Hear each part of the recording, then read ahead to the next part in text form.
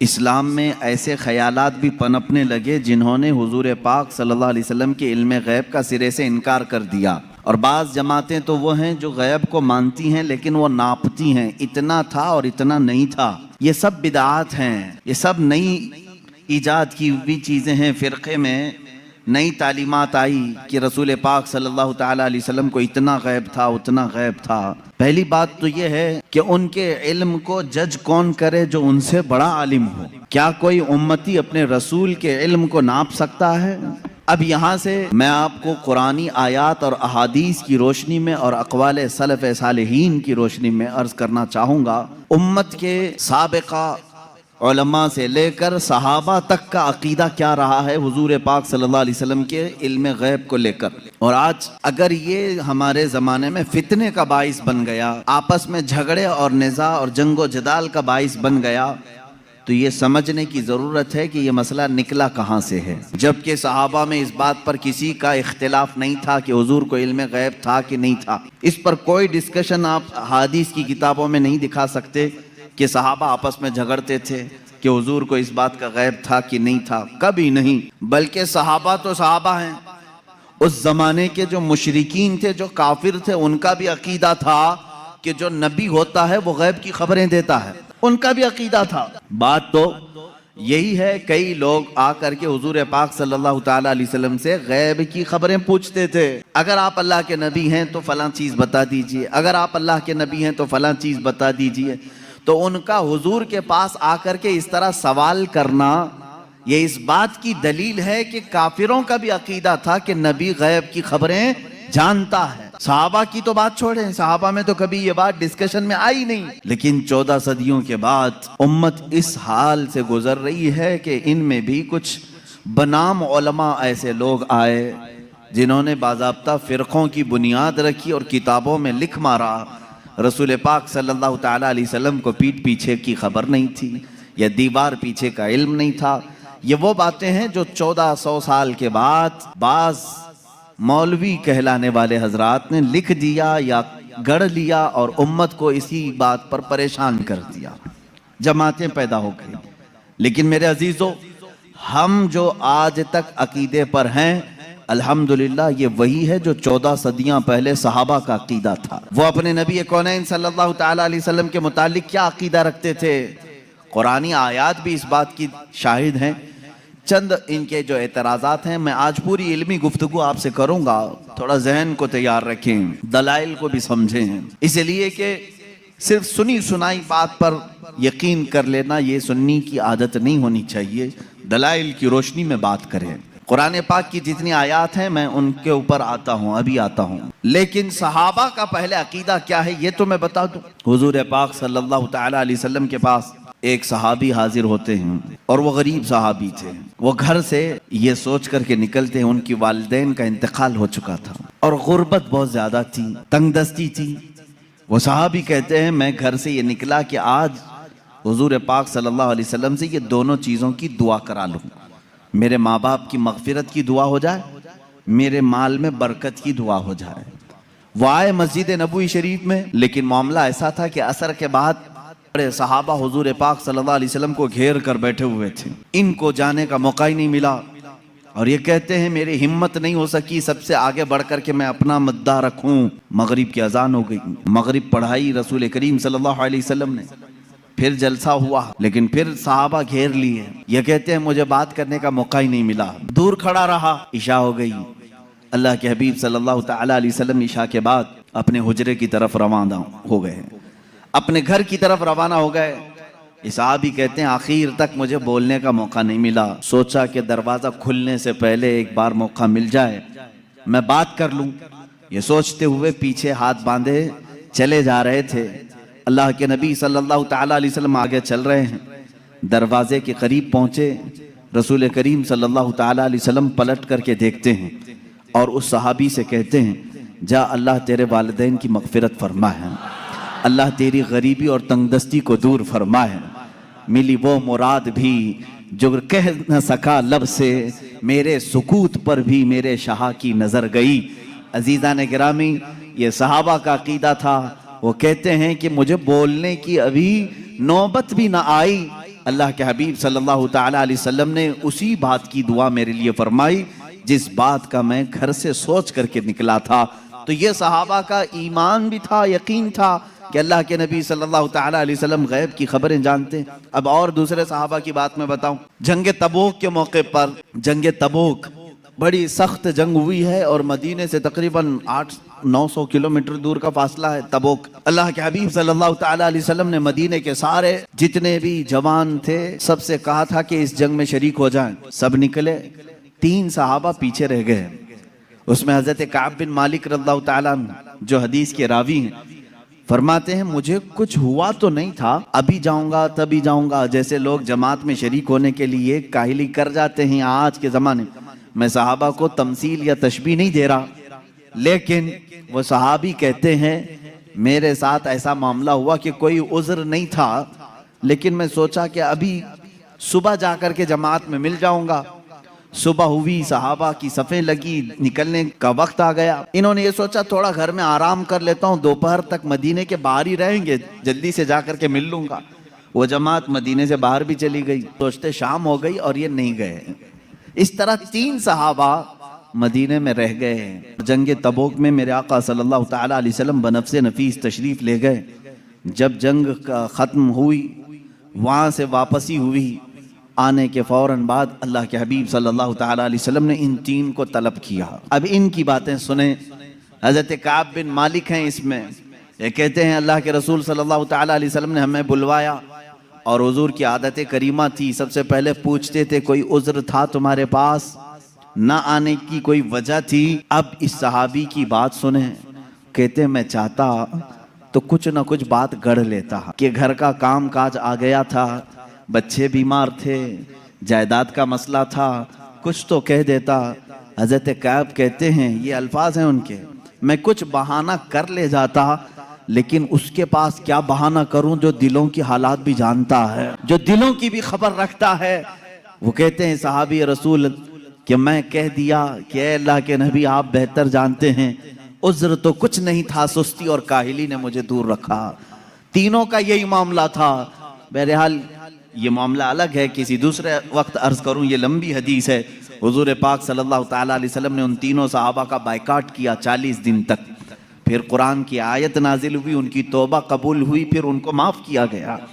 लेकिन मुझे इससे बयान यही करना था, सहाबा का अकीदा ये है, वो ये कहते हैं हम चाहते तो बहाना कर लेते, लेकिन उनके पास क्या बहाना करें जो दिलों की भी जानते हैं। इसका मतलब ये है कि ये सहाबा उसका उस तरह का अकीदा नहीं रखते थे जो आज के मुल्ला कहते हैं कि पीठ पीछे की खबर नहीं थी, दीवार के पीछे की खबर नहीं थी। वो सहाबी कहते मेरे दिल के हालात वो जानते थे, इसलिए मैं बहाना नहीं कर सका। अजीज़ा ने गिराम वक़ार, 1-2 नहीं, कई बातें इस बात की शाहिद हैं और दलील हैं। अल्लाह के हबीब सल्लल्लाहु ताला अलैहि वसल्लम ने गैब की खबरें दी हैं।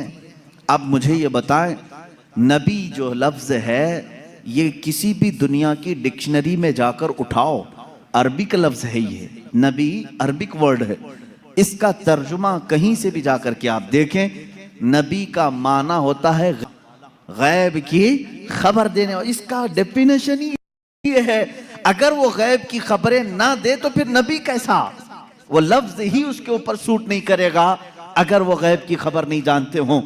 गैब की खबर से मुराद क्या है मेरे अजीजों? जो जाहिर है हम इसको कहते हैं जाहिरी खबर, और गैब में बहुत सारी चीजें आती हैं, जमीनों का इल्म, आसमानों का इल्म, तुम्हारे नसब का इल्म, तुम्हारे दिलों के अंदर छुपे हुए राजों का इल्म, तुम्हारे घरों में मौजूद खबरों का इल्म, बहुत सारी चीजें आती हैं, ये सब गैब में आती हैं। अब हजरत ईसा अलैहिस्सलाम के मुतालिक कुरान कह रहा है व उब्रिउल अकमह वल अबरस व उहिल मौता बिइज़्निल्लाह। ईसा अलैहिस्सलाम कहते हैं कि मैं तुम्हें वो सब चीजों की बात बता दूंगा, खबर दे दूंगा जो कुछ तुम अपने घरों में बैठकर खाते हो और जो कुछ तुम जमा करते हो। ये कौन कह रहा है? ईसा अलैहिस्सलाम। उनकी जुबान में कुरान बयान कर रहा है। कुरान ये कह रहा है ईसा अलैहिस्सलाम उन तमाम चीजों की खबर देते थे जो लोग अपने घरों में खाते हैं, जो लोग अपने घरों में जमा करते हैं। जब बनी इसराइल के नबी ईसा अलैहिस्सलाम घरों में मौजूद खानों की खबर दे सकते हैं, सैयदुल अंबिया सल्लल्लाहु ताला अलैहि वसल्लम पूरी उम्मत की खबर नहीं रख सकते? अजीज़ा ने गिरामी वक़ार, रसूल गिरामी वक़ार सल्लल्लाहु ताला अलैहि वसल्लम कितना गैब रखते थे कितना नहीं, एक अलग टॉपिक है। मैं आपको इस मसले को निहायत ही अखलाक के साथ, तमीज़ के साथ, तहजीब के दायरे में बताऊंगा, इसलिए कि कभी कभार होता है कि कोई जोश में और जज्बे में इधर से उधर चला जाए, लेकिन मैं बड़े अदब के साथ आपसे अर्ज करूंगा। इल्म गैब का इनकार कहां से आया, क्यों हुआ, और हमारा आज ये मसला क्यों बना।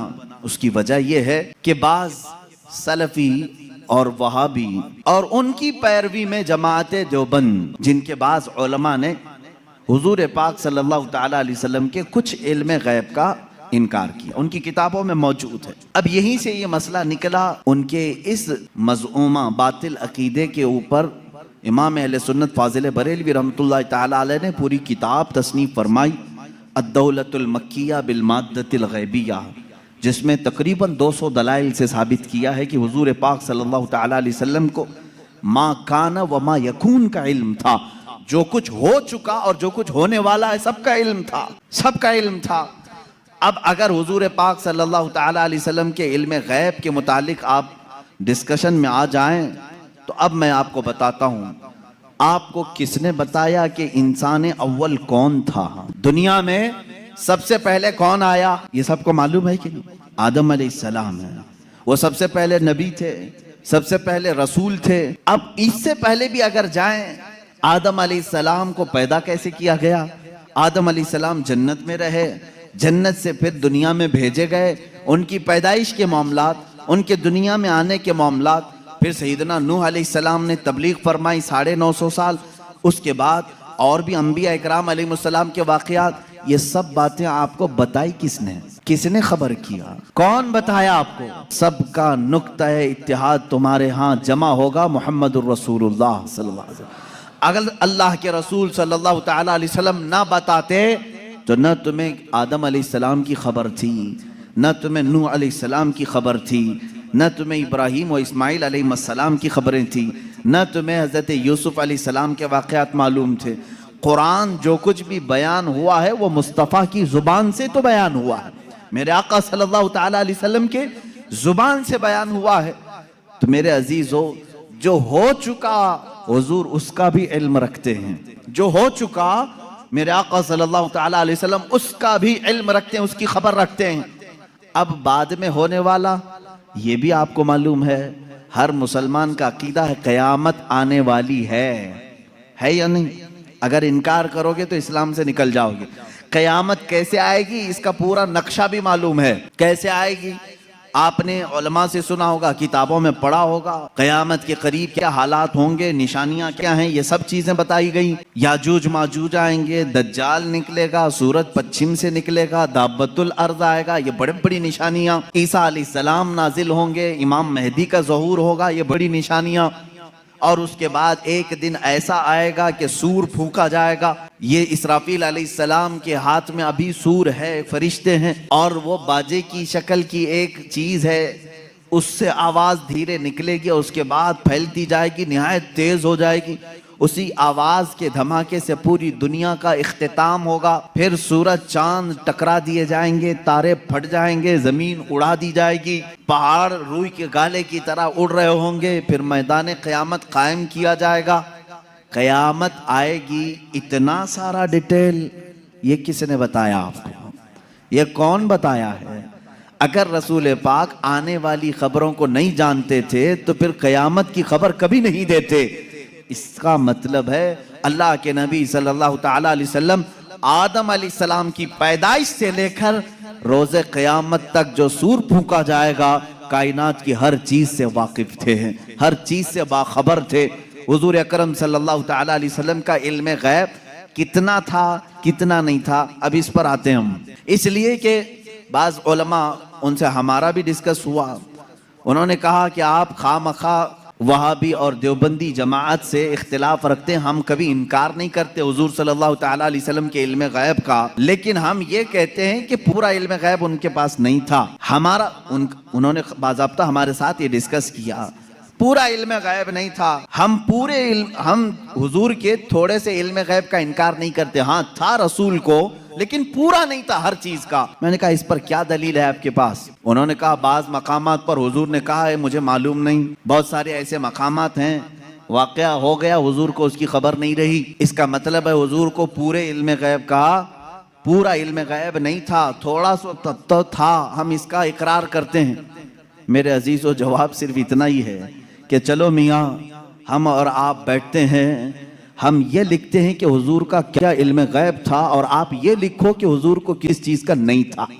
मुबारक हो तुम्हें, तुम हुजूर के इल्म गैब की नफी पर लिखते जाओ और हम हुजूर के इल्म गैब के इस बात पर लिखते जाएंगे कि अल्लाह के नबी सल्लल्लाहु ताला अलैहि वसल्लम को किन चीजों की खबर थी और तुम किन चीजों की नहीं थी, इस पे लिखो।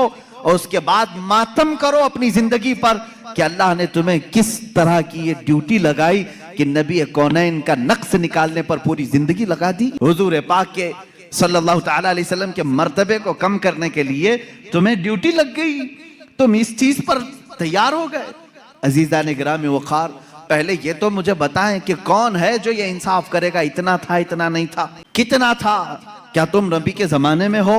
हुजूर पाक सल्लल्लाहु ताला अलैहि वसल्लम से तुमने कुछ पूछा है इस बारे में? चलो अगर 100 चीजों का इल्म था हुजूर सल्लल्लाहु ताला, या इल्म गैब अगर 100 को कहते हैं तो तुम बताओ हुजूर के पास 70 था कि 75 था कि 80 था कि 82 था? कोई हद है तुम्हारे पास? नहीं बता सकेंगे, मेरा चैलेंज है। वो कहते हैं बाज का था। अरे मियाँ वो बाज की भी तो तहदीद कर दो, बाज का मतलब क्या है? नहीं बाज का इल्म गैब था। आज भी वो कहते हैं हुजूर को बाज चीजों का इल्म गैब था। मैं यही कहता हूं वो बाज कितना था ये आप मुतय्यन करके बता दो। चलो 30% था, 40% था, परसेंटेज नहीं बयान कर सकेंगे। जहां उन्होंने उंगली रख दी कि इतना था तो फिर वो इस्लाम में ज्यादती करने वाले बन जाएंगे और खारिज इस्लाम हो जाएंगे। हुजूर के इल्म को उन्होंने अगर घेर दिया इतना था। अब हमसे वो पूछते हैं चलो ठीक है हम नहीं बताते कितना परसेंट था, आप ही बताओ कितना था। हम कहते हैं अल्लाह के बाद अगर कोई इल्म है तो रसूल पाक के बाद, तो अल्लाह का नापो उसके बाद पता चल जाएगा। अल्लाह रब्बुल इज्जत का जो इल्म है उसके बाद अल्लाह ने अगर किसी को इल्म अता किया है तो अपने रसूल को अता किया, यह हमारा अकीदा है। अब हमें मालूम नहीं अल्लाह का इल्म कितना है, अब हमको वो असल मालूम नहीं, तो फिर जिसको अता किया उसका कहाँ हम हिसाब कर सकेंगे। अब एक एग्जाम्पल मैं आपको बता दूं, सैयदना खिजर अलैहिस्सलाम जिनको खदिर कहा गया है, मूसा अलैहिस्सलाम और हजरत खदिर का जो वाकया है सूरह कहफ में है। उन्होंने खुद कहा है कि मुझे बाज चीजों की हिकमत दी गई। हजरत मूसा अलैहिस्सलाम हजरत खिजर से मिलने के लिए गए थे, मालूम होगा आपको वाकया। मूसा अलैहिस्सलाम अपने ज़माने के जलीलुल क़द्र पैगंबर है। आपने अल्लाह की बारगाह में दुआ की कि अल्लाह जो इल्म और हिकमत से भरा हुआ तेरा बंदा है मुझे उससे मुलाकात करा। अल्लाह ने फरमाया एक मछली भून करके ले चलो, समंदर के किनारे किनारे चलते रहो, जहां ये मछली जिंदा होकर समंदर में चली जाए वहां मेरे उस बंदे से तेरी मुलाकात होगी। कुरान पाक में ये मौजूद है सूरह कहफ में। मूसा अलैहिस्सलाम अपने गुलाम के साथ लेकर चलते रहे, एक जगह आराम करने के लिए आप रुके, सो गए, मछली वहीं जिंदा हुई, भुनी हुई मछली, तली हुई मछली जिंदा हुई और समंदर में कूद गई। गुलाम ने खबर नहीं किया, उठाया नहीं। मूसा अलैहिस्सलाम आराम फरमा रहे थे, फिर जब बेदार हुए तो गुलाम भूल गए, आगे चल पड़े। मूसा अलैहिस्सलाम को भूख की शिद्दत हुई तो आपने कहा लाओ वो मछली खा लेते हैं, अब लंबा सफर नहीं होगा। तब गुलाम ने कहा वो मछली वहीं उछल कर चली गई थी जहां आप आराम कर रहे थे। वाकया तवील है। वापस मूसा अलैहिस्सलाम वहां आए तो देखा एक सफेद पोश बुजुर्ग थे, उन्होंने आपका नाम लेकर के आपको सलाम की, मुलाकात हुई। हजरत मूसा अलैहिस्सलाम ने उनसे कहा कि मैं आपके साथ कुछ दिन रहना चाहता हूँ। उन्होंने कहा तुम मेरे साथ नहीं सब्र कर सकोगे। मूसा अलैहिस्सलाम ने कहा रहूंगा। उन्होंने एक शर्त रखी, मैं जो भी काम करूं उस पर पूछना मत कि ऐसा क्यों किया। मूसा अलैहिस्सलाम इस पर पाबंदी के साथ चलते रहे। 3 वाकयात कुरान में बयान किए गए। कश्ती पर बैठे और वो कश्ती वाला फ्री में बिठाया दोनों को, मूसा अलैहिस्सलाम और हजरत खिजर को। आप हजरत खिजर उसकी कश्ती को फाड़ने लगे, मूसा अलैहिस्सलाम ने कहा कि ये फ्री में बिठाया है, उसकी कश्ती को आप फाड़ रहे हैं। उन्होंने जलाल का इजहार किया, कहा मैंने कहा था आप मेरे किसी काम पर ना सवाल करें, आपने कहा आइंदा नहीं किया जाएगा। कश्ती से उतरे, एक मकाम पर गए, एक गांव में कुछ बच्चे खेल रहे थे, उसमें खूबसूरत बच्चा था, उसको पकड़ करके उन्होंने मार दिया हजरत खिजर ने। मूसा अलैहिस्सलाम ने फिर पूछा क्या आपको यही बच्चा मिला था, इसको आपने मार दिया? उन्होंने फिर कहा, आपने फिर पूछा। उन्होंने कहा मूसा अलैहिस्सलाम ने आखिरी एक मौका और, एक गांव पहुंचे, गांव वालों से कहा हमको मेहमान बना लो।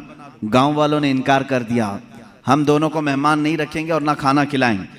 वो वहां से निकले, उस गांव की एक दीवार गिर रही थी। मूसा अलैहिस्सलाम से हजरत खिजर ने कहा चलो दोनों मिलकर के दीवार को सीधी करते हैं। मूसा अलैहिस्सलाम ने कहा एक तो गांव वालों ने खाना भी नहीं खिलाया, मेहमान भी नहीं बनाया, इनकी दीवार को हम क्यों सही करें, और आपने ऐसा क्यों किया? हजरत खिजर ने कहा अब यहाँ से तुम्हारा और हमारे जुदाई का रास्ता, हादा फिराक़ु बैनी व बैनक सउनब्बिउक बितअवील मा लम तस्तति अलैहि सबरा। कुरान कहता है अब खिजर अलैहिस्सलाम ने कहा जिस पर आपको सबर नहीं हुआ उनमें से हर एक की मैं हिकमत बताता हूँ, इसके पीछे छुपा हुआ गैब का इल्म क्या था। ये कौन कह रहा है? सैयदना खिजर अलैहिस्सलाम। इसके पीछे छुपे हुए राज क्या थे? वो कश्ती जिसमें हम बैठे थे, मैंने इसलिए फाड़ा कि किनारे एक बादशाह जालिम जो अच्छी कश्तियों को देख करके गसब कर लेता था, लूट लेता था, मैंने उस पर एहसान करके थोड़ा सा ऐब लगा दिया ताकि इस मजदूर की कश्ती को बादशाह हड़प ना ले, गसब ना कर ले। ये इसके अंदर छुपा हुआ गैब था, गैब का इल्म था। मूसा अलैहिस्सलाम को दूसरे वाक़ये की खबर उन्होंने दी। वो बच्चे के मुतालिक मुझे अल्लाह की तरफ से ये इल्म था कि वो बड़ा होकर के अपने माँ बाप को भी मारेगा और कातिल बल्कि वो काफिर बना डालेगा, इसलिए मैंने उसको मार दिया ताकि इसके वालिदैन महफूज रहें, ईमान की हालत में रहें। तीसरे, उस दीवार को हमने जो सही किया वो दर हकीकत दो यतीमों की थी, उनके बाप ने उस दीवार के पीछे खजाना दफन किया है, अगर ये गिर जाती तो गांव वाले हड़प ले जाते। मैंने उन यतीमों की हिफाजत के लिए दीवार को सही किया। ये तीन गैब की खबरें बताते हैं हजरत खिजर। उसके बाद जो बात है खिजर, सैयदना खिजर, इनके मुतालिक खुद इख्तिलाफ है कि ये नबी थे कि वली थे। बाज़ उलमा ने कहा बनी इसराइल के नबी थे, बाज़ उलमा ने कहा नहीं वो अपने वक्त के वली थे। बहरहाल अल्लाह ने उनको इल्म हिकमत अता किया था। अब आओ मैं आपको बताता हूँ कितना दिया था। अब यही बात चल रही ना, कितना दिया था, इतना कि उतना। हजरत मूसा अलैहिस्सलाम ने हजरत खिजर से पूछा कि आपको कितना इल्म गैब मिला? वो समंदर के सफर पर थे। समंदर को तो जानते हैं आप, इसका किनारा कौन देखा है, इधर शुरू हुआ कि उधर खत्म हुआ, मालूम ही नहीं पड़ता। समंदर तो वहां तक दिखता है जहां तक आसमान लगा हुआ दिखता है। समंदरों को आपने देखा होगा तो मालूम है, हमने सफर भी किया है, कोई किनारा समंदर का दिखता नहीं जल्दी। हजरत खिजर उस वक्त कश्ती में बैठे हुए हैं मूसा अलैहिस्सलाम के साथ। एक चिड़िया उड़ती हुई आई, बैठी, उसने चोंच मारा और समंदर से कतरा पानी पी और उड़कर चली गई। हजरत खिजर कहते हैं इल्मे इलाही की मिसाल समंदर की तरह है, और चिड़िया ने जितना कतरा पानी उसमें से पिया उतना भी मुझे नहीं मिला है। ये कौन कह रहा है? सैयदना खिजर, बनी इसराइल के नबी, जिनके गैब की खबरें मूसा अलैहिस्सलाम को बताई गई, उतना इल्म था उनके पास जो चिड़िया समंदर के कतरे में, समंदर में से जितना पी ले। मेरे अजीजों, अब यहाँ से कितना और इतना का अंदाजा वही कर सकेगा जो इल्मे इलाही को नापा होगा। अल्लाह का इल्म कितना है।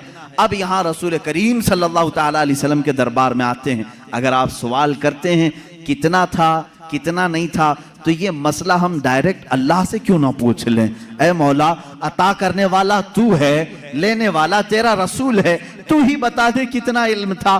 कुरान के पाक की आयत आप चौथे पारे में पढ़ें, पांचवें पारे में पढ़ें, अल्लाह रब्बुल इज्जत फरमाता है वअल्लमका मा लम तकुन तअलम व कान फज़लुल्लाहि अलैका अज़ीमा। ऐ रसूल, हमने आपको इल्म गैब कितना दिया, कितना दिया? फरमाता है मेरा मौला, ऐ रसूल, हर उस चीज का इल्म दिया जो आप पहले नहीं जानते थे। अब क्या नहीं जानते थे? तुम तय करो, फिर मैं बताता हूं। हर उस चीज का इल्म अल्लाह ने उन्हें दिया है। तुम अगर कहते हो रसूल ये नहीं जानते थे, तो मौला तो कह रहा है जो रसूल नहीं जानते थे मैंने दे दिया है। तुम अगर कहोगे हुजूर बचपन की खबरें नहीं जानते थे, मैं कहूंगा अल्लाह वो भी दिया है। तुम अगर कहते हो पहले की खबर नहीं जानते थे, मैं कहूंगा अल्लाह कह रहा है वो नहीं जानते थे, वो भी दिया है। तुम कहते हो क़यामत के बारे में रसूल नहीं जानते थे, अच्छा है तुम जितने नहीं जानते थे वाले वर्ड्स लाओगे, कुरान की आयत के नीचे अल्लाह ने वही फरमाया वअल्लमका मा लम तकुन तअलम, ऐ रसूल जो नहीं जानते थे सब मैंने दे दिया है। जो नहीं जानते थे, तुम जो भी कहोगे ये नहीं जानते थे, साफ कहो हाँ ठीक है नहीं जानते थे, लेकिन अल्लाह कह रहा है रसूल जो नहीं जानते थे वो दे दिया है। अब तेरा लफड़ा किस बात पर है, तेरा झगड़ा किस बात पर है? अल्लाह खुद कह रहा है जो नहीं जानते थे वो मैंने दे दिया। अब इस आयत ने पूरा फैसला कर दिया है। अब यहां पर आए, डिस्कस होता है तो बाज लोग ये कहते हैं कुरान की आयत है, कुरान कह रहा है वइंदहु मफातिहुल गैब ला यअलमुहा इल्ला हु, अल्लाह के पास गैब के खजानों की चाबियां हैं, कोई दूसरा नहीं जानता। एक आयत है। दूसरी आयत जो ये पढ़ करके हमें सुनाते भी हैं सल्फी और कहते हैं तुम रसूल को इल्म गैब कहते हो, कुरान कह रहा है कुल ला अक़ूलु लकुम इंदी खज़ाइनुल्लाहि वला अअलमुल गैब, ऐ रसूल आप फरमा दे मेरे पास अल्लाह के खजाने नहीं और मैं गैब नहीं जानता। यह आयत में साफ है और मैं चुरा करके नहीं जाऊंगा, साफ पढ़ करके जाता हूं। जो इनके एतराजात हैं कहते हैं कि रसूल को अल्लाह ने खुद कह दिया ऐ रसूल आप कह दे मैं गैब नहीं जानता। रसूल ने कहा उम्मत से दो चीजें ये बताते हैं, इंदहु मफातिहुल गैब ला यअलमुहा इल्ला हु, अल्लाह के पास है गैब के खजाने की कुंजियां चाबियां, कोई दूसरा नहीं जानता। दो आयतें। एक तीसरी आयत और भी पढ़ते हैं और ये कहते हैं इन्नल्लाह इंदहु इल्मुस साअति व युनज़्ज़िलुल गैथ व यअलमु मा फिल अरहाम व मा तदरी नफ्सुम माज़ा तक्सिबु गदा व मा तदरी नफ्सुम बिअय्यि अर्दिन तमूत, बेशक अल्लाह के पास 5 चीजों का इल्म है, उसको कोई दूसरा नहीं जानता। क़यामत कब आएगी, बारिश कब आएगी, माँ के पेट में क्या है, यअलमु मा फिल अरहाम व मा तदरी, और कोई आदमी ये नहीं जानता कि कल क्या होगा। 5वीं चीज है कोई ये नहीं जानता कि किस जमीन में मरेगा। 21वें पारे की आयत है, अल्लाह फरमा रहे 5 चीजों का इल्म अल्लाह ही के पास है। मेरे अजीजों ये सवालात के बौछार हैं जो एक सीधे साधे भोले भाले सुन्नी मुसलमान के सर पर लाद दिए जाते हैं और उसे बोझल करके कहा जाता है। कुरान जब ये कह रहा है रसूल को कि आप कह दें कि मैं गैब नहीं जानता, और अल्लाह कह रहा है कि गैब के खजाने की चाबियां उसी के पास है किसी के पास नहीं, तो जवाब देना मुश्किल होता है। बाज बंदों को कहते हाँ सही बात है, हमारे मौलवी हजरात ने कुछ और बताया था, यहाँ बातें। मैं आज आपको खुल करके इन तमाम चीज़ों की वजाहत करूँगा। एक बात मैं तकरीबन यहाँ पर 100 किताबों से साबित कर सकता हूँ। मुसन्निफीन, शारहीन हदीस, सीरत निगार, मुहद्दिसीन, मुफस्सिरीन कुरान, इनकी पूरी जमातों के तकरीबन 100 अइम्मा इकराम की किताबों से हम साबित कर सकते हैं। इन सारी आयतों में अल्लाह ने जो फरमाया है कि किसी के पास नहीं, इसका मतलब क्या है? गैब के खजानों की चाबियां किसी के पास नहीं। मेरे अजीज उससे कहो हम भी यही मानते, अल्लाह के सिवा किसी के पास नहीं।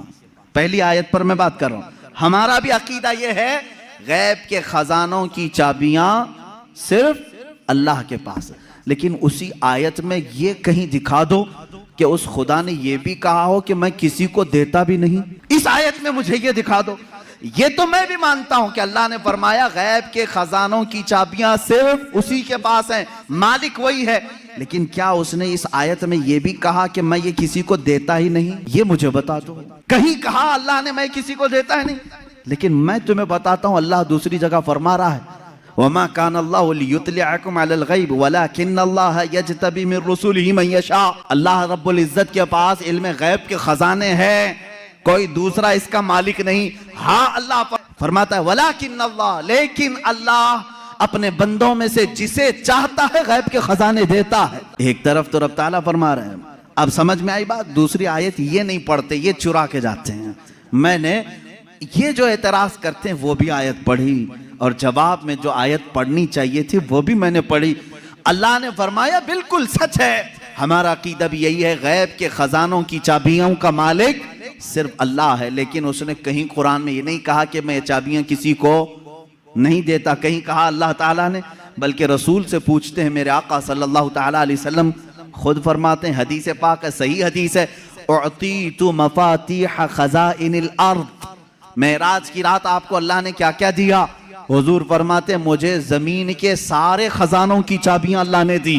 रब है मोती ये है कासिम, रिस्क उसका है खिलाते ये हैं। टेंशन तीसरे को क्यों है, तकलीफ तीसरे को क्यों है? अल्लाह फरमा रहा है देना चाहे वो अपने बंदों में से जिसको चाहे दे दे। एक आयत ये है। अब दूसरी बात, आप ऐ रसूल फरमा दें कि मैं गैब नहीं जानता। एक आयत ये भी पढ़ करके बता। देखो 7वें पारे में है, अल्लाह ने फरमाया ऐ रसूल आप कह दें मैं गैब नहीं जानता। इसका मतलब क्या है? जब रसूल खुद फरमा रहे हैं मैं गैब नहीं जानता। अजीज़ान गिरामी वक़ार, हर आयत का पस मंज़र देखना होगा कि आयत क्यों नाजिल हुई, किस मकाम पर नाजिल हुई। अजीज़ान गिरामी वक़ार, रसूल करीम सल्लल्लाहु ताला अलैहि वसल्लम के लिए कोई ये अकीदा न गढ़ ले कि जैसे खुदा का इल्म है वैसे रसूल का भी इल्म है। ये शिर्क हो जाएगा। किसी सुन्नी का ये अकीदा है? क्या आप रसूल को खुदा के बराबर समझते हैं? रसूल का इल्म खुदा के इल्म के बराबर है? नहीं। अल्लाह का इल्म उसका अपना जाती इल्म है और रसूल का जो इल्म है वो अता किया हुआ है। खुदा को किसी ने अता किया, लेकिन रसूल को अल्लाह ने अता किया है। अब यहां पर अल्लाह ने जो रसूल से फरमाया ऐ रसूल आप कहते मैं गैब नहीं जानता, इसका मतलब वैसा गैब जो अल्लाह का है वो मैं नहीं जानता, हाँ वो सब जानता हूं जो अल्लाह ने मुझे दिया है। बात समझ में आ गई? ये दूसरी आयत हो गई। तीसरी आयत, जो 5 चीजों का इल्म अल्लाह के पास है, वो कौन कौन सी 5 चीजें मैंने बता दिया। कयामत कब आएगी, माँ के पेट में क्या है, बारिश कब आएगी, कौन कहाँ मरेगा और कल क्या होने वाला है। ये 5 चीजें 21वें पारे में अल्लाह ने फरमाया। ये बहुत सारे लोग एतराज के तौर पर इसी आयत को पेश करते हैं, कहते हैं देखो रसूल को अल्लाह ने इन चीजों से भी दूर रखा था, ये 5 चीजों की खबरें नहीं। जबकि आप हदीसें पढ़ें तो ये 5 चीजों की खबरें हुजूर ने दी हैं। कुरान कह रहा है इसका इल्म किसी के पास नहीं और रसूल यहां खबरें दे रहे हैं। एक टुकड़ा उसमें से मैं बता दूं, एक टुकड़ा अल्लाह के नबी सल्लल्लाहु ताला अलैहि वसल्लम की हदीस की तरफ मैं ले जाऊंगा। कुरान की आयत का एक टुकड़ा, कौन कहां मरेगा ये नहीं जानता कोई। वमा तदरी नफ्सुम बिअय्यि अर्दिन तमूत। लेकिन जंगे बद्र का मौका है, दूसरे दिन जंग होने वाली है। रात के वक्त मेरे आका सल्लल्लाहु अलैहि वसल्लम अपने हाथ में छड़ी लेकर के चल रहे हैं। मुस्लिम शरीफ की हदीस है, सही मुस्लिम शरीफ की हदीस। हुजूर सल्लल्लाहु ताला अलैहि वसल्लम अपने हाथ में लकड़ी लेकर मैदान में आए। अपने सहाबा को हौसला दिलाना था कि तुम घबराओ मत, कल क्या होने वाला है मैं बताता हूं। कुरान कह रहा है कल क्या होने वाला है वो किसी को नहीं मालूम।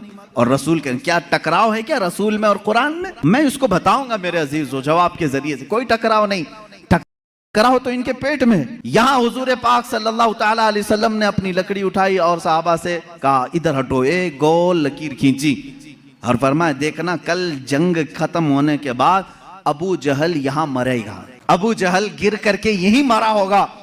दूसरा दायरा खींचा और एक काफिर का नाम लिया, कहा यहाँ उतबा मरेगा, यहाँ शैबा मरेगा। कुरान कह रहा है कौन कहां मरेगा ये किसी को नहीं मालूम और रसूल लकीर खींच करके बता रहे हैं अबू जहल यहां मरेगा। अब जिस सहाबी ने ये हदीस रिवायत की है, आप हदीस के आगे के अल्फाज पढ़ें, इनकार की गुंजाइश उनके पास भी नहीं, इसलिए कि मुस्लिम शरीफ की हदीस है। मुस्लिम शरीफ की हदीस है जो बुखारी का दर्जा भी रखती है बाज मकामात पर। मेरे अजीजों साहबी कहते हैं जंग हुई, खत्म हुई, दूसरे दिन हम फतह का जश्न मना रहे थे, लेकिन मैदान में जब काफिरों की लाशें घसीटने के लिए आए तो हमने देखा रसूल पाक सल्लल्लाहु अलैहि वसल्लम ने जो दायरा खींचा था जिसके नाम का, वो एक बाल बराबर भी बाहर नहीं गिरा था, वहीं गिर। अबू जहल के लिए जो पिंजरा बनाया गया था उसी में मरा है। उतबा और शैबा के लिए जो डेडलाइन खींची गई थी वहीं उनका डेड हुआ है, आखिरी वहीं खत्म हुए हैं। मेरे अजीजों कुरान कह रहा है कल क्या होने वाला है ये किसी को नहीं मालूम।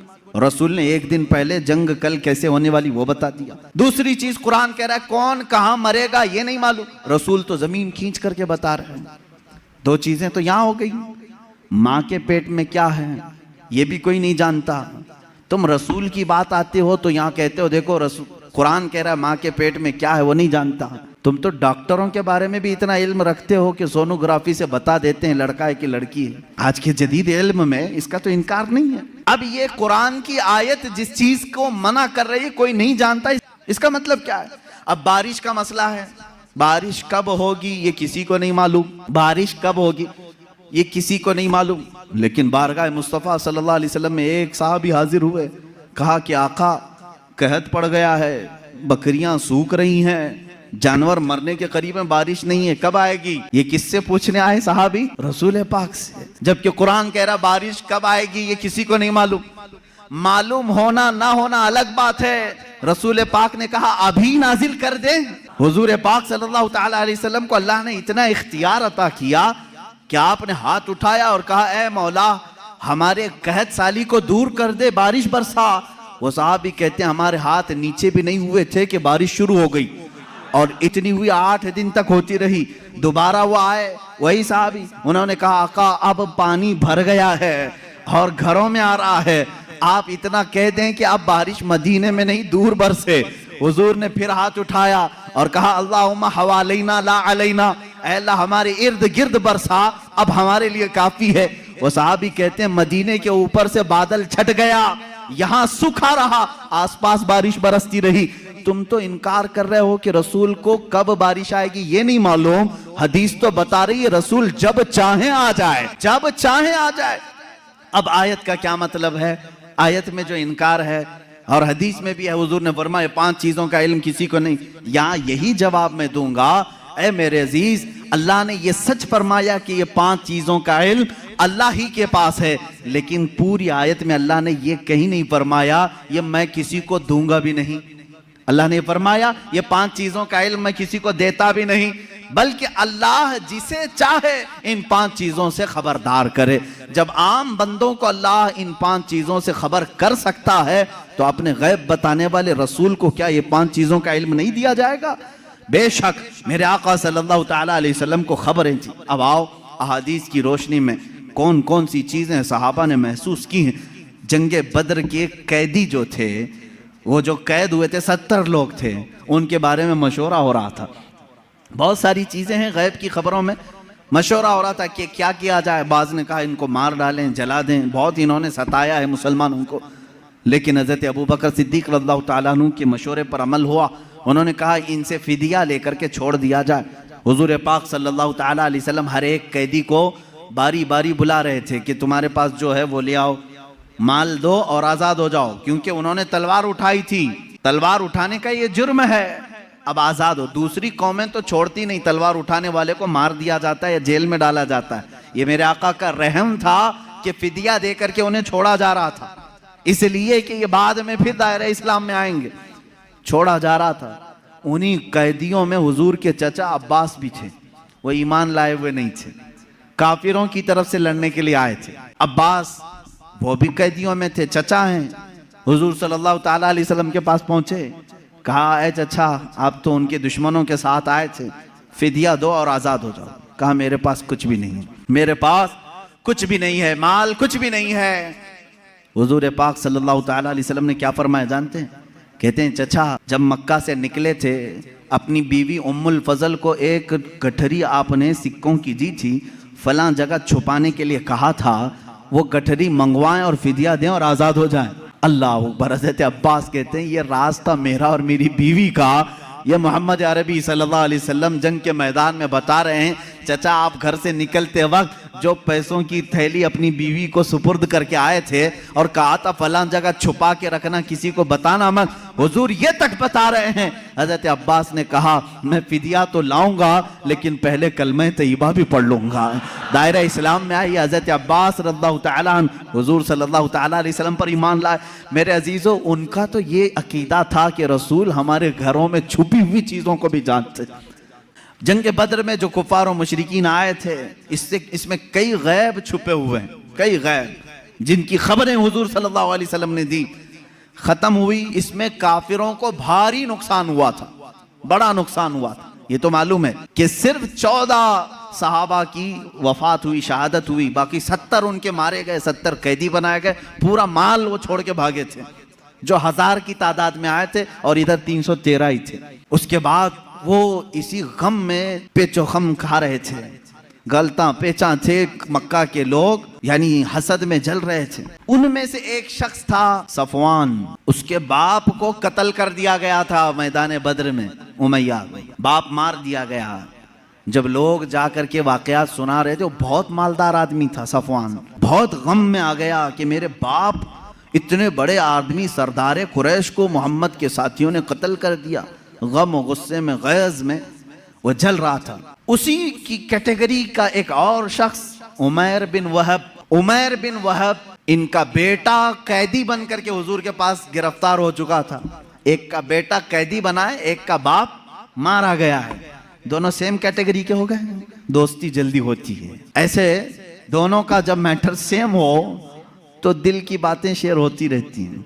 उमैर बिन वहब सफवान बिन उमैया के पास आए, हतीम काबा के अंदर, खाना काबा के हतीम के अंदर बैठे। उमैर बिन वहब ने कहा, मेरे पास तो कुछ है नहीं, माल और दौलत, लोगों के कर्जे बड़े हुए हैं और हर कोई कर्जा मांगने आता है। ऐसे में मेरे बेटे को मोहम्मद ने कैद कर लिया है, क्या कहूँ।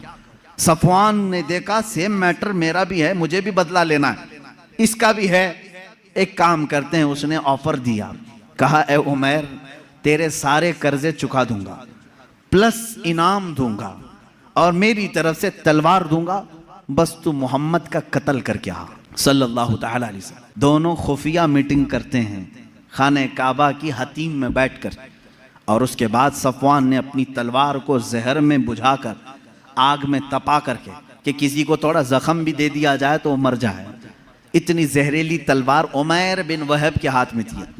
उमैर बिन वहब को शैतान कुरैश कहते थे कि सबको भड़काने वाला, जंगे बदर में लाने वाला उमैर बिन वहब ये जहरीली तलवार लेकर मदीने आए। मदीने जिस वक्त ये पहुंचा, यहाँ हालात कैसे थे। मस्जिद नबवी के अंदर वो कैदी बंधे हुए थे, हुजूर पाक सल्लल्लाहु तआला अलैहि वसल्लम अंदर हैं, हज़रत उमर फारूक रज़ियल्लाहु तआला अन्हु चंद सहाबा के साथ पहरा दे रहे थे, और हज़रत उमर जहाँ खड़े हों, किसकी मजाल है कि अंदर जाए। जब वो करीब आया, अभी करीब आ रहा था उमैर बिन वहब, हज़रत उमर बिल्कुल चौंक गए और उसके बाद अपने साथियों से कहा, खुज़ू हाज़ल कल्ब, पकड़ो इस कुत्ते को, ये आया क्यों है मदीना, ये बदर में दुश्मन बन करके आया था, ये अल्फाज है हदीस पाक में। कहा इस कुत्ते को पकड़ो जो पूरे लोगों को भड़का करके बदर में ले आया था, और झपट पड़े उस पर और उसके गले में रुमाल डाल करके उसको फंदा बना लिया।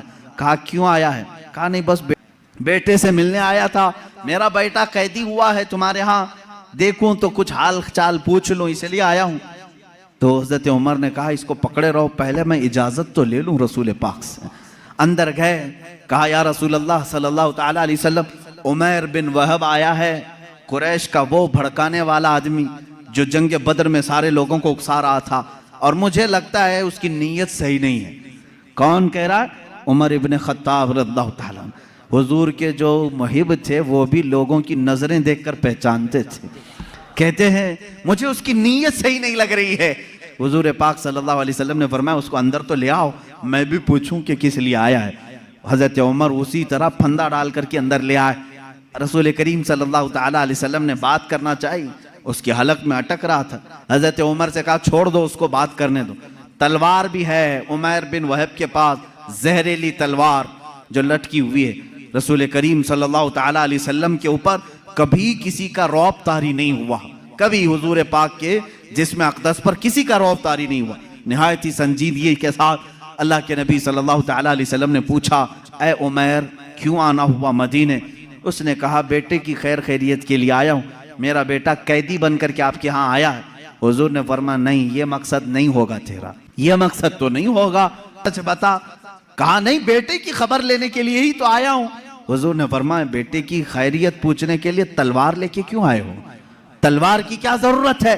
उसने तलवार नीचे फेंक दिया और कहा इन तलवारों का क्या, जंगे बदर में तो आपने देखा हमारे पास तलवारें थी फिर भी हम कामयाब नहीं हुए, इन तलवारों का क्या लेना। वो बातें बना रहा था जैसे सामने वाले को यूं समझा हो कि नहीं जानता है। वो तलवार नीचे रख करके कह रहा है तलवार से क्या होना जाना है, कुछ तो नहीं होगा। हुजूर पाक सल्लल्लाहु तआला अलैहि वसल्लम जलाल में कहा उमैर बिन वहब चुप हो जाओ, वो बात बताओ जो मक्का के हतीम में बैठकर सफवान के साथ तुम करके आए हो। हतीम काबा के अंदर बैठ करके तुमने जो सफवान के साथ डीलिंग की है, मुआहिदा किया, वो बात बताओ। ये रसूल पाक सल्लल्लाहु अलैहि वसल्लम ने जैसी कहा, उमैर बिन वहब कहता है मेरे बदन में राशा तारी हो गया, कपकपी तारी हो गई, इसलिए कि ये बात मेरे और सफवान के दरमियान राज थी। मक्का में तीसरा कोई नहीं जानता था, मदीने में बैठा हुआ ताजदार मदीना मेरी खबर दे रहा है। उमैर बिन वहब ने कहा अशहदु अन्नका मुहम्मदन रसूलुल्लाह, मैं गवाही देता हूं कि आप अल्लाह के सच्चे रसूल हैं। तलवार छोड़ दी, ईमान ले आए। हजरत उमर ने गले से गले लगा लिया और उसके बाद बाहर आकर के कहते हैं सहाबा से, ऐ लोगों, पहले मुझे ये शख्स खिंजीर से ज्यादा नापसंद था, लेकिन ईमान लाया है, अब मुझे मेरे अजीज बेटे से ज्यादा महबूब है।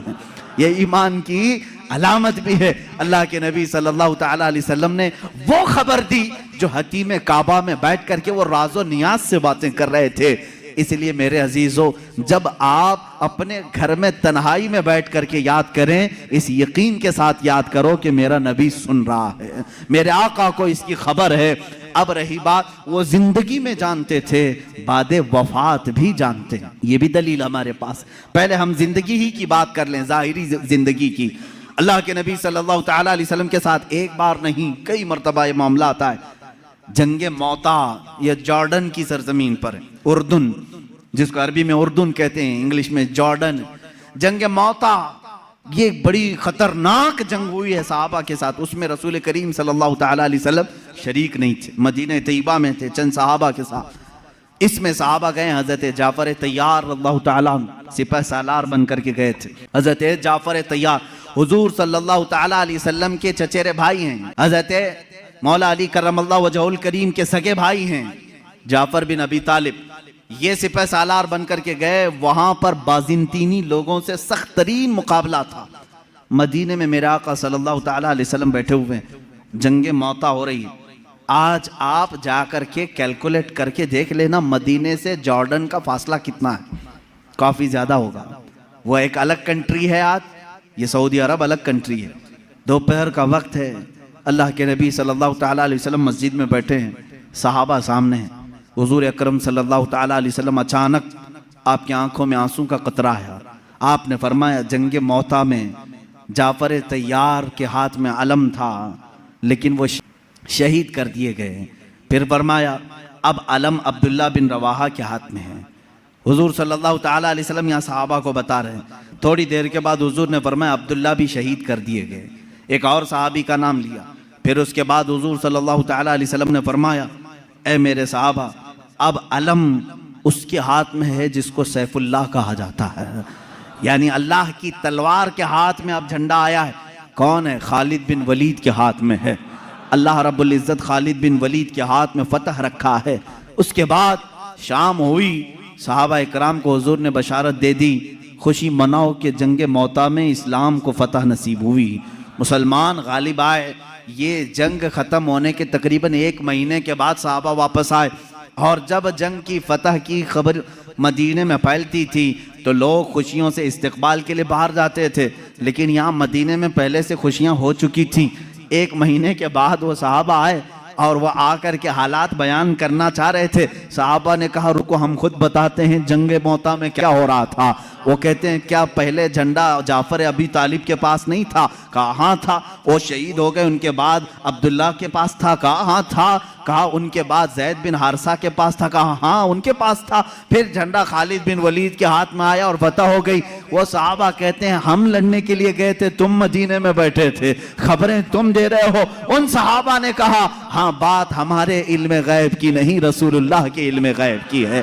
जिस वक्त तुम जंग के मैदान में थे, अल्लाह के नबी पूरे मौता जंग का नक्शा हमें मदीने में बता रहे थे। अजीजा ने गिरामी वक़ार, इसी को इमाम अहले सुन्नत फाजिल बरेलवी ने फरमाया है, सरे अर्श पर है तेरी गुजर, दिल फर्श पर है तेरी नजर, मलकूत मुल्क में नहीं कोई शय वो जो तुझ पे आया नहीं। या रसूल अल्लाह और कोई गैब क्या तुमसे नेहा हो भला, जब ना खुदा ही छुपा तुम पे करोड़ों दुरूद। अजीजा ने गिरामी वक़ार, बेशुमार वाक़यात में सहाबा कहते हैं हमें मालूम था अल्लाह के नबी सल्लल्लाहु ताला अलैहि वसल्लम को इसकी खबर थी।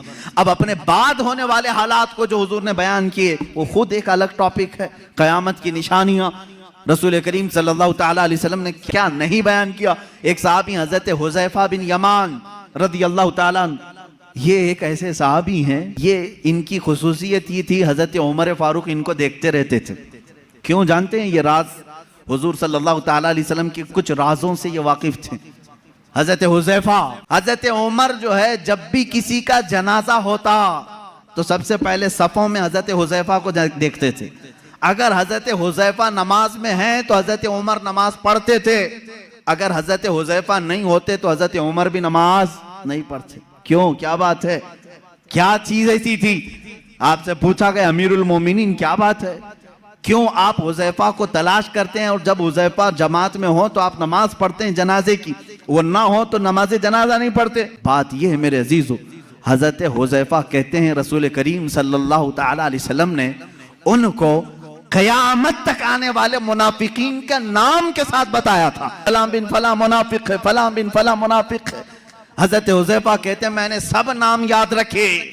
हजरत उमर कहते हैं ये राज़े रसूल के जानकार थे और ये जानते थे कि कौन मरा है, मोमिन मरा है कि मुनाफिक मरा है। हजरत हुज़ैफा जिस जनाजे में शरीक होते, हजरत उमर कहते मोमिन का जनाजा गया, जहां नहीं होते वो खुद ही दूर हट जाते। हजरत हुज़ैफा नहीं है, इसका मतलब है दाल में कुछ काला जरूर है। मेरे अजीजों, हुजूर अकरम सल्लल्लाहु ताला अलैहि वसल्लम ने उन्हें नाम के साथ बताया था। क्या ये गैब की खबर नहीं है? ये गैब की खबर नहीं है किसके दिल में क्या छुपा है। ईमान और निफाक तो ये दिल की कैफियत का नाम है। हुजूर अकरम सल्लल्लाहु ताला अलैहि वसल्लम नमाज की हालत में हो और सहाबा इकराम पीछे नमाज पढ़ रहे हो, तब भी हुजूर फरमाते हैं तुम्हारे रुकू और सजदे भी मुझसे छुपे हुए नहीं, तुम अपने दिलों में जो सोचते हो वो भी खबरें अल्लाह ताला मुझ पर मुनकशिफ फरमाता है। अब हजरत हुज़ैफा रज़ियल्लाहु ताला अन्हु फरमाते हैं, वही हदीस सुन लें। हुजूर अकरम सल्लल्लाहु ताला अलैहि वसल्लम एक दिन अपने हुजरे से बाहर आए, मिंबर पर खड़े हो गए, फज्र की नमाज पढ़ाकर मिंबर पर खड़े हो गए, खुतबा देते रहे। हजरत हुज़ैफा कहते हैं जोहर की अजान हो गई, जोहर तक जोहर की नमाज पढ़ाई। हुजूर पाक सल्लल्लाहु अलैहि वसल्लम फिर मिंबर पर चढ़े, खुतबा देते रहे, असर हो गई। असर के बाद फिर खुतबा दिया, मगरिब हो गई। मगरिब के बाद फिर खुतबा दिया, इशा हो गई। इतना लंबा खुतबा पूरी जिंदगी पाक में कभी नहीं था। हजरत हुज़ैफा रज़ियल्लाहु ताला अन्हु इस हदीस के रावी में फरमाते हैं ये वो दिन था जब मैं तन्हा नहीं और भी सहाबा थे। अल्लाह के नबी सल्लल्लाहु ताला अलैहि वसल्लम ने अपनी वफात के बाद से लेकर क़यामत तक आने वाले हर फितने को हुजूर ने खुतबे में बयान किया।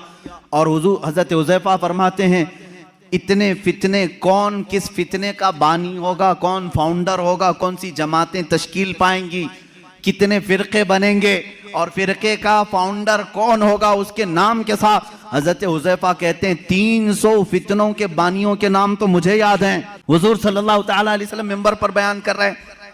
और एक हदीस हजरत अबू हुरैरा से, हुजूर सल्लल्लाहु ताला अलैहि वसल्लम अपने हाथ में 2 किताबें लिए हुए थे। पूछा हजरत अबू हुरैरा ने क्या है? हुजूर ने फरमाया ये एक है, ये एक है, इसमें सारे जन्नतियों के नाम है, इसमें सारे जहन्नमियों के नाम। इसकी भी खबर अल्लाह ने रसूल पाक को अता की थी। अब कौन सी चीजों को तुम निकालोगे कि ये नहीं जानते थे, वो नहीं जानते थे, कौन जन्नती है और कौन दोज़खी है, इसकी खबर भी मेरे आका सल्लल्लाहु ताला अलैहि वसल्लम अता फरमा रहे हैं। बल्कि जन्नत के अंदर पहुंचने वालों की खबरें, दोज़ख में कौन जाएगा उनकी खबरें, कब्रों के मुतालिक, यहाँ तक कि एक हदीस पाक है हुजूर सल्लल्लाहु ताला अलैहि वसल्लम गुजर रहे थे, एक जगह कब्रस्तान के खड़े हो गए और आपने एक बेरी के दरख्त की टहनी शाख को तोड़कर उन कब्रों पर लगाया, हरे पत्ते थे। सहाबा ने पूछा या रसूल अल्लाह सल्लल्लाहु ताला अलैहि वसल्लम क्या बात है, आपने ये पत्तों को इनकी कब्रों पर रखा, यहीं से फूल चढ़ाने का सबूत भी हमें मिलता है। हुजूर पाक सल्लल्लाहु ताला अलैहि वसल्लम ने हरी भरी टहनियां लगाई। हुजूर अकरम सल्लल्लाहु ताला अलैहि वसल्लम फरमाते हैं मैं गुजर रहा था, मैंने देखा इन दोनों कब्रों पर अजाब हो रहा है, इन दोनों कब्रों पर अजाब हो रहा है। और दोनों को अजाब किस वजह से हो रहा है ये भी मेरे आका ने फरमाया। एक चुगली करता था और दूसरा पेशाब के छींटों से नहीं बचता था, पेशाब के जो कतरे हैं वो उड़कर कपड़े में लगते हैं, इस पर भी अजाब दिया जा रहा है कब्र में। हुजूर अकरम सल्लल्लाहु ताला, इसीलिए किसी भी मोमिन को ये ज़ेब नहीं देता कि वो खड़े होकर के पेशाब करे और छींटे अपने बदन पर उछाले, ये मुसलमान को ज़ेब नहीं देता, वरना वो कब्र में अजाब में गिरफ्तार होगा, पेशाब के छींटों से अपने आप को बचाओ, इससे बीमारियां भी आती हैं। निसियान की बीमारी, जो पेशाब के छींटों से अपने आप को नहीं बचाता उसको भूलने की बीमारी लग जाती है। यार भूलेगा, हाफिजा कमजोर होगा, और प्लस अजाब अलग। हुजूर अकरम सल्लल्लाहु ताला अलैहि वसल्लम फरमाते हैं, दोनों कब्रों पर मैंने टहनियां इसलिए रखी कि हर हरा पत्ता अल्लाह की तस्बीह बयान करता है। जब तक वो ताजा होते हैं अल्लाह की तस्बीह बोलते हैं पत्ते, और इनकी तस्बीह पढ़ने से उनके कब्र के अजाब में तखफीफ हो जाती है, अजाब उनका हल्का हो जाता है। अब समझ गए आप, कब्र पर टहनियां लगाने का सबूत इसी हदीस पाक से है। फूल भी ताजे हम इसलिए डालते हैं कि वो तस्बीह पढ़ें और कब्र वाले को उसका फायदा हो। हाँ, औलिया कामिलीन के मज़ारात पर इसलिए कि उनके दर्जात में बुलंदी हो, अजाब में तखफीफ गुनहगारों के लिए, और जो नेकोकार हैं उनके दर्जात में बुलंदी के लिए। दोनों भी मकसद ठीक हैं। हुजूर अकरम सल्लल्लाहु ताला अलैहि वसल्लम ने कब्र के अंदर के हालात भी बयान फरमाए। कब्र के अंदर के हालात, एक बार खुतबे के लिए खड़े हुए लोगों से पूछा, ऐ लोगों कुछ पूछना है मुझसे पूछ लो, कुछ पूछना है मुझसे पूछ लो। एक साहबी हजरत अब्दुल्ला, उन्होंने पूछा कि या रसूल अल्लाह सल्लल्लाहु अलैहि वसल्लम मेरे बाप कौन है, मेरा बाप कौन है। लोग उनको ताना मारते थे। हुजूर सल्लल्लाहु ताला अलैहि वसल्लम ने फरमाया, अब्दुल्ला तेरे बाप का नाम हुज़ाफा है, हुज़ाफा है। और तहकीक के बाद यही बात साबित हुई, उनके वालिद अब्दुल्ला बिन हुज़ाफा, हुज़ाफा उनके वालिद थे। हुजूर सल्लल्लाहु ताला अलैहि वसल्लम को इसकी भी खबर है कौन किसका बेटा है, इसकी भी खबर है। अब बाद वफात की बात भी मैं बता दूं, क्या हुजूर सल्लल्लाहु ताला अलैहि वसल्लम को उनकी वफात के बाद की खबर होगी कि नहीं होगी? रसूल करीम सल्लल्लाहु ताला अलैहि वसल्लम को वफात के बाद खबर है या नहीं? हयात बादल ममात, ये मेरा खुद अलग एक उन्वान रहेगा, हयातुन नबी। लेकिन हुजूर की वफात के बाद वो अपनी उम्मत को जानते हैं कि नहीं जानते? अजीज़ान गिरामी, एक सहाबी कहते हैं हुजूर सल्लल्लाहु ताला अलैहि वसल्लम से, उन्होंने अर्ज किया, आका मैं आपसे करीब होने के लिए क्या करूं? हुजूर सल्लल्लाहु ताला अलैहि वसल्लम की वफात के बाद की बात पूछ रहे हूं। हुजूर ने फरमाया, तुम कसरत से दुरूद पढ़ो, कसरत से दुरूद पढ़ो। उन्होंने पूछा, हर उस सहाबी ने अच्छा किया जो पूछा। इस जमाने में वो फतवा भी दिया जा सकता है। उन्होंने पूछा, या रसूल अल्लाह सल्लल्लाहु अलैहि वसल्लम, क्या आपकी वफात के बाद, मौत के बाद मेरा पड़ा हुआ आप तक पहुंचेगा? यही तो सवाल है दूसरों का। और उन्होंने सुन्नियों का बोझ भी हल्का किया, कोई शक में ना रहे। हुजूर पाक सल्लल्लाहु अलैहि वसल्लम ने जवाब में भी इतना ही नहीं फरमाया पहुंचेगा, बल्कि यूं फरमाया उस सहाबी को, वो और लोग हैं जिनके मरने के बाद हड्डियां गल जाती हैं, जिस्म सड़ जाता है। इन्नल्लाह हर्रम अलल अर्दि अन तअकुला जसादल अंबिया फनबियुल्लाहि हय्युन युरज़क़। अल्लाह के नबी फरमाते हैं, हदीस है, बेशक अल्लाह ने जमीन को हराम कर दिया है, वो नबियों के जिस्मों को खा नहीं सकती। अल्लाह के नबी जिंदा होते हैं और रिस्क भी दिए जाते हैं, उनको रिस्क दिया जाता है। तुम जो दुरूद पढ़ते हो सिर्फ पहुंचता नहीं, मेरे आका फरमाते हैं, जिसने दुरूद पढ़ा मैं उसे भी जानता हूं, उसके बाप को भी जानता हूं। पढ़ो दुरूद मुबारक। अल्लाहुम्मा सल्लि अला सय्यिदिना मुहम्मद व अला आलिहि व अस्हाबिहि व बारक व सल्लम अबदा। रसूल करीम सल्लल्लाहु ताला अलैहि वसल्लम फरमाते हैं, मैं उसको भी जानता हूं, उसके बाप को भी जानता हूं। गैब की खबरें रखने वाला वो रसूल कभी ये नहीं फरमाया कि मदीने से भेजेगा तो जानता हूं, मक्के से भेजेगा तो जानता हूं। मुतलक फरमाया, अफ्रीका से भेजे, हिंदुस्तान से भेजे, पाकिस्तान से भेजे, जहां से भी भेजे, चाहे उसके बाप का नाम जैसा भी हो, लेकिन मेरे आका ने फरमाया मैं उसको भी जानता हूं, उसके बाप को भी जानता हूं। ऐ मुसलमानों, फख्र करो इस बात पर, कुर्बान जाओ इस बात पर। एक दुरूद ऐसा है, एक इबादत ऐसी है, जब हम यहां पढ़ते हैं हमारे बाप का तज़किरा मदीने में हो रहा होता है। मेरे आका की जालियों के सामने हमारे बाप का नाम तक पहुंच जाता है। इससे बड़ी खुशकिस्मती तुम्हारी और क्या हो सकती है, जब नबी को फरिश्ता जाकर यह बता रहा हो, या रसूल अल्लाह फलां का बेटा फलां अभी दुरूद पढ़ा है और आपकी बारगाह में पहुंचाया जा रहा है। फरिश्ते पहुंचाते हैं। बाज वो हैं, हुजूर फरमाते हैं, जिनके दुरूद को मैं खुद सुनता हूँ। बाज वो हैं जिनके दुरूद को मैं खुद सुनता हूँ, और बाज वो हैं जिनके दुरूद को अल्लाह के मलाइका फरिश्ते मुझ तक पहुँचाया करते हैं। ये कब तक पहुँचाते हैं इसकी भी कोई लिमिट नहीं, जब तक क़यामत ना आ जाए रसूल पाक हर उम्मती की खबर रखते हैं। मेरे अजीजों, ये अकीदा क्यों ज़रूरी है अब मैं आपको बताता हूँ।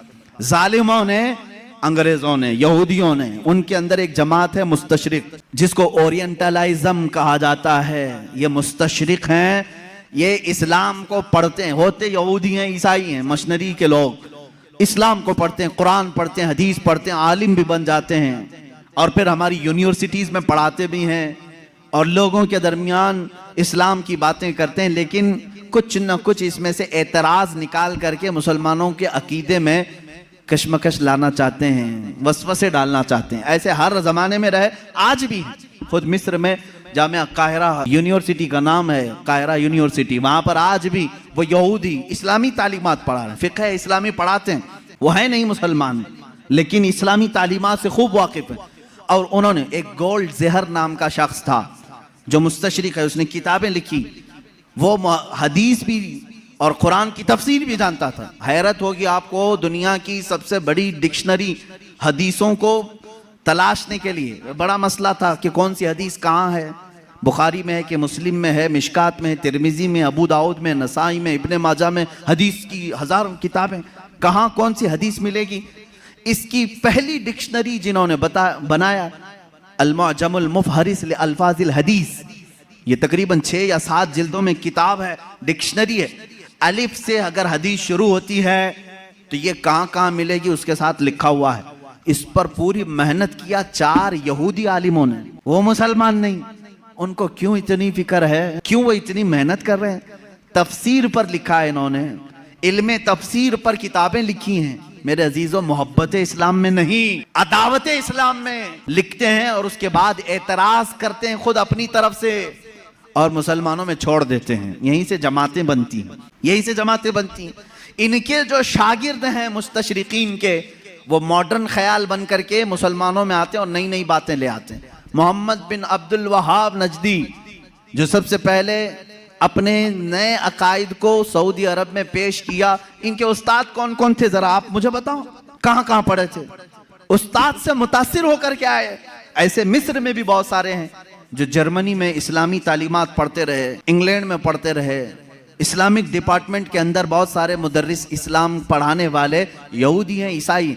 ये भी नहीं कि छुप करके, बल्कि वो जाहिर भी हैं, वो कहते भी हैं हम ईसाई हैं, हम यहूदी हैं, लेकिन इस्लाम को हम पढ़े हुए हैं एज ए नॉलेज, एक दिरासा के तौर पर। लेकिन उनका काम सिर्फ ये होता है कुछ ना कुछ वसवसा डालना, कुछ ना कुछ वसवसा डालना। ऐसे हजारों वसवसे उन्होंने डाले, लेकिन उलमाए रब्बानियीन की जमात हर जमाने में रही है जो दंदा शिकन उनका जवाब भी देती रही। सबसे पहले इनकार करने वाले हुजूर सल्लल्लाहु ताला अलैहि वसल्लम के हयात बादे वफात के लिए ये मुस्तशरिकीन ही थे। इन्होंने शोशा डाल दिया था कि नबी मर कर खत्म हो चुके हैं, अब उनका कोई असर बाकी नहीं, इन्फ्लुएंस नहीं रहेगा। इस तरह की बातें उन्होंने लिखी, उनसे एडॉप्ट किया कुछ हमारी जमात के उलमा, वो बाद में अलग हो गए। हुजूर सल्लल्लाहु ताला अलैहि वसल्लम के इल्म के बारे में सबसे पहले यही मुस्तशरिकीन यहूदियों और ईसाइयों ने सवालात छोड़े। सबसे पहले इन्हीं की तरफ से एतराज आता है कि रसूल पाक सल्लल्लाहु ताला अलैहि वसल्लम को कभी गशी आ जाती थी और इस आलम में वो कुछ ना कुछ बोल जाते थे, मुआज़ल्लाहि रब्बिल आलमीन। इस तरह की नाज़ेबा तोहमतें उन्होंने हुजूर की ज़ात पर लगाई और कहा उनको इतना इल्म नहीं था चीज़ों का, वो अचानक बोल देते और लग जाती कुछ चीज़ें। इनसे एडॉप्ट करके कुछ उलमा आए। मेरे अजीज़ों, क्यों जानते हैं ये मेरे आका के इल्म गैब पर क्यों इस तरह की बातें करते हैं? सिर्फ इसलिए कि उम्मत के जहन में हुजूर का मर्तबा कम कर दिया जाए। आज तुम्हें डर किस बात का लगता है? नबी की शान में एक जुमला भी कहने से 1000 बार सोचते हो। अल्लाह के नबी हैं, उनके बारे में हम मजाक में भी कोई जुमला नहीं कह सकते, ईमान चला जाएगा। आज तक ये डर है या नहीं? आज तक ये डर है। लेकिन ये चाहते हैं कि उनको भी आम इंसान की तरह पेश कर दें, उनका भी मजाक हो सकता है। तो जब उम्मत मजाक को सहना पसंद कर लेगी तो समझ लो कि तुम्हारा रिश्ता खत्म हो गया, अब तुम्हारा इस्लाम ही खोखला हो गया। तुम नबी की हर बात को मजाक में भी ले सकते हो, अरे उन्होंने यूं ही कह दिया होगा, कभी बशरियत में ये भी बोलते थे, कभी वो भी बोलते थे, उनकी बातें ऐसी थी, मुआज़ अल्लाह रब्बिल आलमीन। यहां आ जाती है बात सीधे तुम्हारे इस्लाम की जड़ों पर, इसलिए इसको इतना हल्का मत समझना। इल्म गैब पर डिस्कस करने वालों को मैं ये कहता हूं, ऐ नौजवानों, तुम्हारी ये फील्ड नहीं है, तुम्हारा ये मैदान नहीं है, मुनाजरे करना तुम्हारा काम नहीं है। बस इतना तुम अकीदा रखो, हम इस मसले में कोई गुफ्तगू नहीं करना चाहते। मेरे रसूल को इतना इल्म था जितना मेरे मौला ने दिया था, रब ताला जाने कितना दिया था, रसूल जाने कि कितना लिया था। बस इस पर तुम अपनी गुफ्तगू को खत्म कर देना। दूसरा, कोई भी शैतान तुम्हारे पास आए, मैसेज करे, रसूल को इस बात की खबर नहीं थी, रसूल को उस बात की खबर नहीं थी, तुम हर एक के डिबेट में मत बैठना। शैतान गुफ्तगू में लगा करके तुम्हारा ईमान सल्ब करना चाहता है, तुम्हारे ईमान पर डाका डालना चाहता है। शुरू में तुम डिफेंस में जवाब देते रहोगे, और जब थक जाओगे तब सोचो कि मेरे भाई सही कह रहा है सामने वाला, मेरे पास तो कोई दलील ही नहीं, हमारे उलमा के पास भी कोई दलील ही नहीं। इमाम राजी के पास शैतान आकर के उनके खुदा का यकीन उनका मुतजलजल कर गया था। इमाम राजी वक्त के बड़े इमाम हैं। शैतान एक बुजुर्ग की शक्ल में आया और कहा, तुम अल्लाह को एक मानते हो, क्या दलील है तुम्हारे पास? उन्होंने दलील दी। दूसरा, उसने शैतान काट दिया, कहा ये तो नहीं हो सकता। दूसरी उन्होंने दलील दी, वो भी काट दिया। उन्होंने अल्लाह के एक होने पर 360 दलीलें दी। उनकी मौत का वक्त करीब था, 360 दलीलें दी। लेकिन बाद में उनके पीरो मुर्शिद नजमुद्दीन कुबरा रहमतुल्लाह ताला अलैह, उनकी मदद आई। उन्होंने कहा इमाम राजी को, ए राजी, तू उससे क्यों नहीं कहता कि मैं अपने खुदा को बगैर दलील के एक मानता हूं? बस इतना कह दे और दामन छुड़ा ले। फिर इमाम राजी ने कहा, एक वक्त ऐसा आ गया था राजी का, वो सोचने लग गए थे कि अल्लाह एक है भी कि नहीं है, एक है कि नहीं है, डगमगा दिया था शैतान। तब फिर पीरो मुर्शिद की निस्बत भी काम आई, कहा नहीं, इस बारे में मैं दलील ही नहीं देता, मैं मानता हूं अल्लाह एक है तो एक है। मैं यही आपको आज कहना चाहूंगा मेरे अजीज, तुम्हारा इल्म इतना नहीं कि हर शैतान से मुकाबला करो, हर डिबेट में तुम हिस्सा लो, ये तुम्हारी जिम्मेदारी नहीं। ये डिबेट करना, मुनाजरा करना, ये उलमा, मुफ्तियान कराम, मुनाजिरीन इस्लाम पर छोड़ दो। अल्लाह ने उस फील्ड के भी माहिरीन पैदा किए हैं, उस मैदान के मुजाहिद भी पैदा किए हैं जो मुखालिफीन का दांत तोड़ करके जवाब देते हैं, वो मौजूद हैं, वो उनकी अपनी फील्ड है। लेकिन हर ऐरा गैरा इसमें बाजी ले जाने की कोशिश में करेगा तो तुम्हारा घोड़ा कहीं का कहीं गिर जाएगा और तुम शहीद भी हो जाओगे, गिर जाओगे। अब यहाँ पर मेरे अजीजों, मेरी नसीहत सुन लो, इस तरह के डिबेट जब भी आए, मेरे रसूल को कितना इल्म था कितना नहीं था, तब इतना ही कहो, मेरा तो अकीदा इतना है, अल्लाह ने उनको बेहिसाब दिया था, जितना अल्लाह ने दिया था उतना उनके पास था, या अल्लाह जाने कितना दिया था, रसूल जाने कितना लिया था। इसी पर अपनी गुफ्तगू खत्म करो।